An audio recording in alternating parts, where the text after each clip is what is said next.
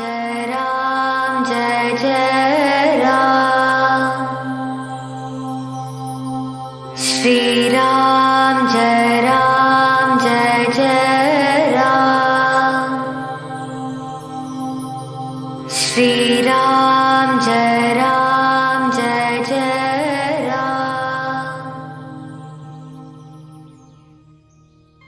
मत कीरति गति भूति भलाई, जब जही जतन जहाँ जही पाई। सो जानब सत्संग प्रभाऊ, लोक वेदन आन उपाऊ।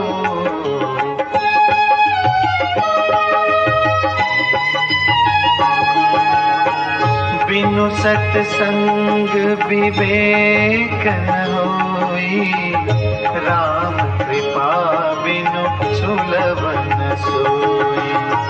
सत्संगत मुद मंगल मूला, सोई फल सिद्धि सब साधन फूला।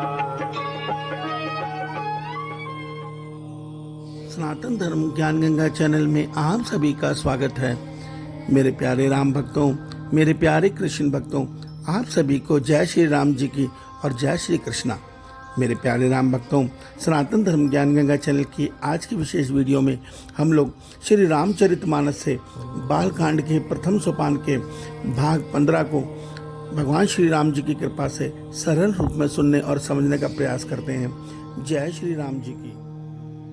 मेरे प्यारे राम भक्तों, हमारे महान संत श्री गोस्वामी तुलसीदास जी जो रामायण की रचना कर रहे हैं, इसमें आरंभ में गोस्वामी तुलसीदास जी संतों के श्रीमुख से निकले सत्संग का वर्णन करते हुए सत्संग की महिमा का वर्णन कर रहे हैं और बता रहे हैं कि इस संसार में जल में, आकाश में और पृथ्वी पर वास करने वाले जितने भी जड़ चेतन प्राणी हैं, वो उन सब में जिस किसी ने भी यत्न के द्वारा बुद्धि, कीर्ति, सद्गति और विभूति अर्थात ऐश्वर्य और भलाई पाई है, वह सब सत्संग का ही प्रभाव समझना चाहिए। हमारे वेदों और हमारे शास्त्रों में इस सत्संग के अलावा कल्याण का कोई दूसरा मार्ग नहीं लिखा। मेरे प्यारे राम भक्तों, गोस्वामी तुलसीदास जी का यहाँ सत्संग का अर्थ है जो सत्यवाणी हम साधुओं से, अपने संतों से, अपने शास्त्रों से सुनते समझते हैं, उस सत्य को अपने जीवन आचरण में धारण करने को सत्संग कहा गया है। इससे अगले ही चौपाई में श्री गोस्वामी तुलसीदास जी कहते हैं कि बिनु सत्संग विवेक न हुए, अर्थात बिना सत्य आचरण को जीवन में धारण किए बिना मनुष्य की विवेक बुद्धि जागृत नहीं हो सकती। देखिए, बुद्धि और विवेक बुद्धि में फर्क होता है। जो बुद्धि होती है वो केवल शरीर कल्याण के मार्ग को हमें बताती है कि इस कार्य को करने में, इस कर्म को करने में हमें लाभ है और इस कर्म को करने में हमें हानि है। मगर विवेक बुद्धि सुख दुख से ऊपर उठकर हमारे आत्म कल्याण का मार्ग खोल देती है। विवेक बुद्धि से मनुष्य ये सत्य देख पाता है कि क्या सत्य है, क्या असत्य है, अर्थात ये संसार दिखने वाला सब मिथ्या है और जो अध्यात्म अर्थात जो आत्मा ब्रह्म है और परमात्मा है, केवल वही सत्य है। तो जब विवेक बुद्धि मनुष्य की जागृत हो जाती है तो वो शरीर कल्याण के लिए नहीं बल्कि आत्म कल्याण के राह को देखता हुआ उसी मार्ग पर चलता है।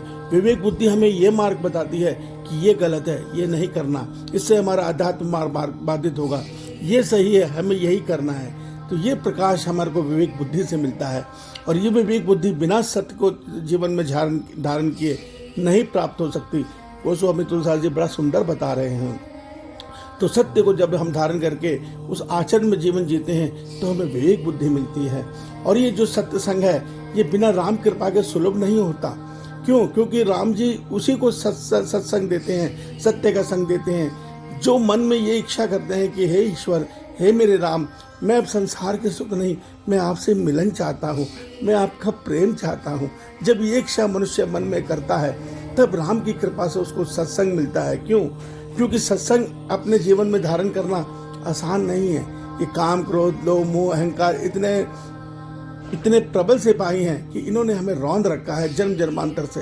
तो राम जी की जब तक कृपा नहीं होती तब तक राम जी की माया के सिपाही हमें रौंदते रहते हैं। वो अपनी कृपा से इन सफाइयों के प्रभाव को कम कर देते हैं, खत्म कर देते हैं। तब मनुष्य आसानी से सत्य के मार्ग को धारण करके आगे बढ़ जाता है। मेरे प्यारे राम भक्तों, लास्ट की 2 लाइनों में गोस्वामी तुलसीदास जी बताते हैं, सत्य पर चलकर मनुष्य को आनंद रूपी सिद्धि प्राप्त होती है। कौन से आनंद की? वो मनुष्य अपने मन और बुद्धि से अपनी आत्मा का अनुभव कर लेता है, अर्थात वो अपने परमानंद स्वरूप में स्थित होकर अपने परमात्मा की तरफ देखता है और उनसे करुण पुकार करता है कि हे ईश्वर, मुझे अपने में संभालो या मुझे अपने प्रेमानंद में लगा लो, मुझे अपनी सेवा में लगा लो। ऐसी भावना से वो ईश्वर की तरफ आत्म पुकार से, जिसे परावाणी बोलते हैं, उससे पुकारता है तो उसका मार्ग खुल जाता है।